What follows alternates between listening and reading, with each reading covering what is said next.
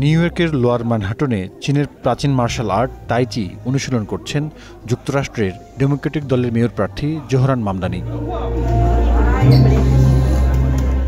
লাতিন নৃত্যের তালও দেখিয়েছেন তিনি, খুব একটা খারাপও করেননি। তরুণ এই রাজনীতিবিদ এক সময়ের জনপ্রিয় র্যাপার। নির্বাচন সামনে রেখে সরকারের কাছে দেয়া সম্পদের বিবরণীতে নিজের পেশা উল্লেখ করেছেন র্যাপ সঙ্গীত।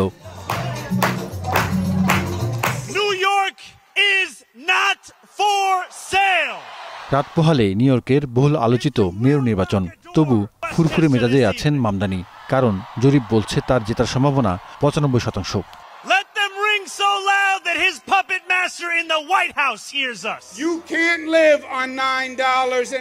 তার প্রতিদ্বন্দ্বী প্রার্থী সাবেক গভর্নর এন্ড্রু কুমোর সমর্থন ৩১ থেকে ৩৪%।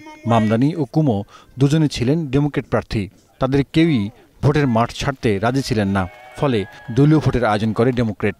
সেই ভোটে হেরে দলের টিকিট বঞ্চিত হন কুমো। তবু ভোটের মাঠ ছাড়েননি, স্বতন্ত্র হিসেবে লড়ছেন কুমো।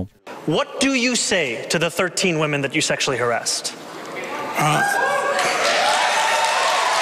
রিপাবলিকান প্রার্থী কার্টিস লেয়ারের পক্ষে সমর্থন মাত্র ১৪ থেকে ২৪%। তবে তার পক্ষে নেমে মামদানির বিরুদ্ধে কথাযুদ্ধে নেমেছেন স্বয়ং মার্কিন প্রেসিডেন্ট ট্রাম্প। মামদানিকে কমিউনিস্ট দাবি করে হুমকি দিয়েছেন তিনি। বলেছেন, মামদানি মেয়র হলে নিউ ইয়র্কে ন্যাশনাল গার্ড মোতায়েন করতে পারেন।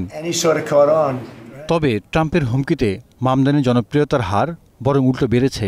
অভিবাসীদের আরও বেশি সমর্থন পেয়েছেন তিনি, কারণ বহু সংস্কৃতির বৈচিত্র্যময় নিউ ইয়র্ক গড়ার প্রতিশ্রুতি দিয়েছেন তিনি। I look forward to being a mayor for every single person that calls this city home. এই শহরকে যারা নিজের বাড়ি মনে করেন তাদের প্রত্যেকের মেয়র হওয়ার জন্য অধীর আগ্রহে অপেক্ষা করছি। কেবল যারা ডেমোক্রেটিক প্রাইমারিতে আমাকে ভোট দিয়েছেন বা এই নির্বাচনে আমাকে ভোট দিচ্ছেন তাদের নয়, বরং ৮৫ লাখ নিউ ইয়র্কবাসীরই মেয়র হতে চাই। এর মধ্যে ইহুদি রয়েছেন, যাদের হয়তো অনেকে ইসরায়েল এবং ফিলিস্তিন ইস্যুতে আমার অবস্থানের বিরোধিতাকারীও থাকতে পারেন। নানা সেবামূলক কার্যক্রমের অঙ্গীকার ও জীবনযাপনের খরচ কমানোর পরিকল্পনা জনপ্রিয়তা বাড়িয়েছে মামদানির। তার রাজনীতি মুগ্ধ করেছে বহু ভোটারকে। 78% নিউ ইয়র্কবাসী বাসা ভাড়া, চিকিৎসকের খরচ ও জীবনযাপনের ব্যয় বহন করতে হিমশিম খায়। যদি আমরা এমন একটি শহর চাই যেখানে প্রত্যেকে তাদের প্রয়োজনীয় সবকিছু কিনতে পারবে, তাহলে আমেরিকা এবং শহরটি মহান হবে। এমন একজনকে নির্বাচিত করতে চাই যিনি সত্যি সাশ্রয়ী মূল্যে সেবা প্রদানের চিন্তা করেন।